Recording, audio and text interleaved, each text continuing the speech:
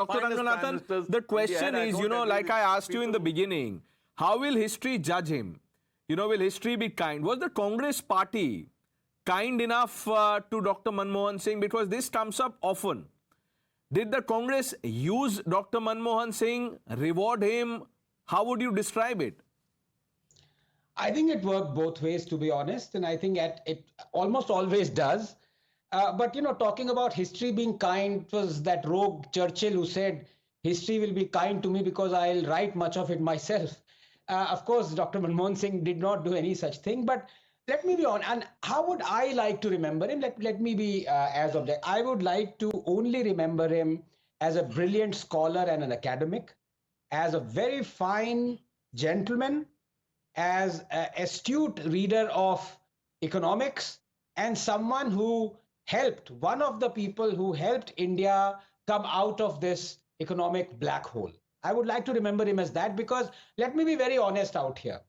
Let's not forget, as I said, yes, pure gold, but malleable. How would you like to be remembered as a deputy or a helper or a minister or an advisor of a dictator? Would that be glowing in your CV?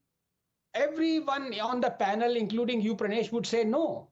But the fact remains, when the nation was thrown into these dungeons of emergency, when thousands were being forcibly sterilized and killed, and oppression, and Supreme Court was, kicked about, and there were no laws, Dr. Manmohan Singh was the chief economic advisor of Indira Gandhi.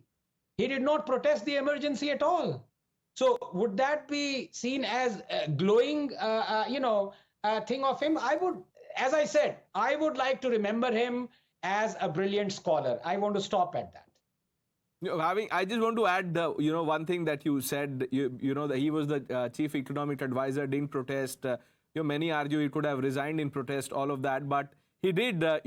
Ranganathan, and I hope you agree with me when I say this, that for the 1984 Sikh massacre, he showed courage of conviction and said, look, jo hua, wo galat hua, and he apologized on behalf of the party. So, there was the man. These things can happen. Like you said, no one is perfect. Agnihotri ji, मैं आपसे, Shahid ji, I am coming to you, मैं आपसे ये पूछ रहा हूं, मैंने शाहिद भाई को भी ये सवाल पूछा कि हम कह रहे हैं कि एक तरफ बराक ओबामा उनसे कंसल्ट करते थे, वो इतने बड़े स्कॉलर थे, लेकिन उनका जिस तरह से ट्रीटमेंट हुआ, उस पार्टी में कोई आके बोल रहा है कि हम ऐसे कर देंगे, वो कर देंगे, गलत डिसीजन, एक बोलते थे कि एक remote control, all of that, आपको पता है क्या है? नहीं, देखिए, मैं इस थ्योरी से सहमत नहीं हूं कि वो कोई रबर स्टैम्प प्राइम मिनिस्टर थे। बहुत सारे ऐसे फैसले हैं जो उन्होंने अपने हिसाब से लिए और जिन पर उन्होंने सोनिया गांधी को तैयार किया। न्यूक्लियर डील उसका सबसे बड़ा एग्जाम्पल है। अमेरिका के साथ, यूएस के साथ जो डिफेंस डील थी, वो उसका बहुत बड़ा एग्जाम्पल है। कई पद्म सम्मान देना था एक एनआरआई को, उसमें सोनिया गांधी तैयार नहीं थी, उन्होंने दिया।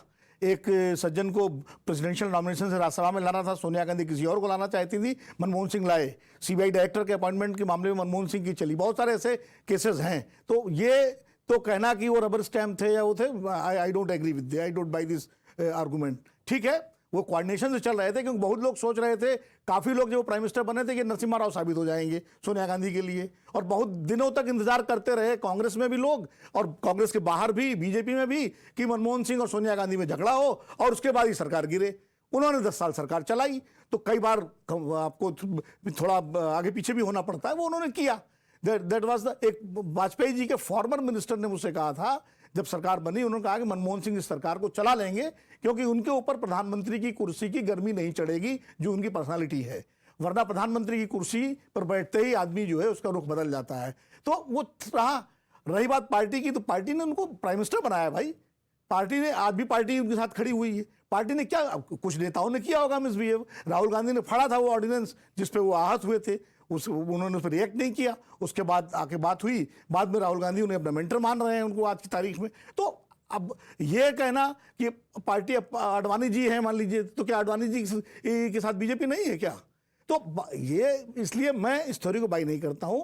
मनमोहन सिंह को मैं एक अच्छे अर्थशास्त्री और अच्छे राजनेता के रूप में याद करता हूं, और वो पॉलिटिक्स जानते थे, पॉलिटिक्स समझते थे, वो पॉलिटिक्स की जो क्रिकेटनेस है उससे अलग रहते थे, लेकिन उन्हें मालूम था कि सरवाइव कैसे करना है। और जो हर्षवर्धन जी ने एक बात कही कि वो यसमैन थे, आप उसे यसमैन भी कह सकते हैं, लेकिन वो अपने बॉस, जो भी उनका इमीडिएट बॉस होता था, उसका विश्वास जीतते थे, उसका भरोसा जीतते थे, और इसीलिए वो जब प्रणब मुखर्जी के अंडर में आरबीआई गवर्नर थे, उनका विश्वास जीता, जब नरसिम्हा राव के फाइनेंस मिनिस्टर थे तब विश्वास जीता, विनोद जी, जब इसमें जब सोनिया गांधी के वो पार्टी में लीडर थी तब उनका विश्वास जीता। नहीं, तो आपकी ये बात ठीक है, लेकिन ये तो एक पहलू है। लेकिन जब आप इतने बड़े पद पे होते हैं तो आपको विश्वास तो जनता का जीतना होता है। नहीं, जनता का विश्वास तो उन्होंने कहा नहीं जीता। नहीं, उन्होंने जनता के लिए जो योजनाएं दी, जो उन्होंने, भाई आज हर चीज का आप सोनिया गांधी को श्रेय देंगे, लेकिन प्राइम मिनिस्टर तो मनमोहन सिंह थे ना। आरटीआई एक्ट अगर लाया, आरटीई एक्ट लाए, राइट टू फूड जिसपे आज 80 करोड़ लोगों को आप खाना दे रहे हैं, वो उसी के तहत हुआ। तो अब मान लीजिए मोदी जी ने 370 हटाया, लेकिन तो जनसंघ का एजेंडा जनसंघ के जमाने से था, तो क्या कह दिया जाएगा आरएसएस ने हटाया तो मोदी जी ने, क्रेडिट उनको मिलेगा। तो इसलिए प्राइम मिनिस्टर जो होता है, क्रेडिट एंड डिस्क्रेडिट दोनों उसके ही होते हैं। हर्षवर्धन जी। नहीं, देखिए, एक तो ये कि विनोद जी की बात से मैं सहमत हूँ, क्रेडिट डिस्क्रेडिट उसी को मिलता है। लेकिन जब पीवी नरसिम्हा राव ने बजट पेश करने के लिए कहा था और वो सुधार थे, तो उन्होंने कहा था कि अगर सफल हो गया तो हम दोनों का श्रेय होगा, असफल हो गए तो सिर्फ आपका श्रेय होगा। लेकिन यहां तो उलट हुआ, यहां तो भारत के लोकतंत्र को कुचल कर एक एनएसी बनाई गई थी। तो तुलना नहीं हो सकती है। सोनिया गांधी किसी संवैधानिक पद पर नहीं थी। एनएसी कोई संवैधानिक संस्था थोड़ी थी, कोई कॉन्स्टिट्यूशनल बॉडी थोड़ी थी। और उसमें जो लोग एनएसी मेंबर होते, खैर छोड़ देते हैं, वो चर्चा इतर चली जाएगी। लेकिन वो फैसले जानबूझकर इस तरह से किए गए कि सब सोनिया जी ही करती हैं। ये कोई मीडिया ने छवि नहीं बनाई। मीडिया को हर बात में खलनायक बनाना बहुत उचित होता नहीं होता है, क्योंकि कोई मीडिया थोड़ी तैयार कर रहा था। अब दूसरी बात, सोचिए, जिन मनमोहन सिंह जी को हम लोग याद कर रहे हैं कि उन्होंने देश में संभावनाओं के द्वार खोल दिए, और मैं ये कह रहा हूं वो व्यक्ति अद्भुत था, वो नहीं होता तो आज हमारा देश नेहरूवियन सोशलिस्ट इकोनॉमिक पॉलिसी के फ्रेमवर्क में दबा हुआ सांस घुट गई होती उसकी। और उनके आने से पहले 3 to 4% इकोनॉमिक ग्रोथ को हिंदू ग्रोथ रेट कहकर हिंदुओं को अपमानित किया जाता था। मनमोहन सिंह ने वो सपना दिखाया कि 10% की मनमोहिनी विकास दर हम करते। लेकिन सोचिए, राहुल गांधी आज सभी अखबारों में छपा हुआ है, इकोनॉमिक टाइम्स में भी छपा हुआ है कि वो हमारे मेंटोर और गाइड थे। कमाल के मेंटोर और गाइड थे। इस देश में अंबानियों अडानियों की कतार लगाने वाले मनमोहन सिंह की पॉलिसी है, और राहुल गांधी दिन रात उद्योगपतियों को गाली देने के अलावा ये आदमी कुछ काम नहीं करता है। ये नेता प्रतिपक्ष हैं और ये ऐसे बात करते हैं जिसे समझ में नहीं आता, टी शर्ट पहनकर सदन में आ जाते हैं। आज ये सब चर्चा का दिन नहीं है। लेकिन आप जरा सोचिए कैसे कांग्रेस पार्टी उनको देखती है, ये जरा आप सोचिए। इकोनॉमिक एंगल से आज क्या राहुल गांधी ने कोई भी उनकी इकोनॉमिक पॉलिसी को आगे बढ़ाने की बात की? क्या प्रधानमंत्री के तौर पर जो काम अटल जी ने नहीं छोड़ा, अटल जी ने, आप उसको देखिए, कॉपी पेस्ट है जो मनमोहन सिंह की सरकार में हुआ, पीवी नरसिम्हा राव और मनमोहन, वही कॉपी पेस्ट है। उसी को आज प्रधानमंत्री नरेंद्र मोदी और कई डिग्री आगे बढ़ा रहे हैं। लेकिन 10 साल में वो वैक्यूम क्यों आ गया? क्यों सारी पॉलिसी फिर से शीर्षासन करा दी गई? यह सवाल भी पूछा जाना चाहिए। मनमोहन सिंह शानदार व्यक्ति थे, शानदार अर्थशास्त्री थे, लेकिन उनकी छवि को अगर किसी ने खराब किया तो कांग्रेस पार्टी ने, गांधी परिवार। शाहिद सिद्दीकी।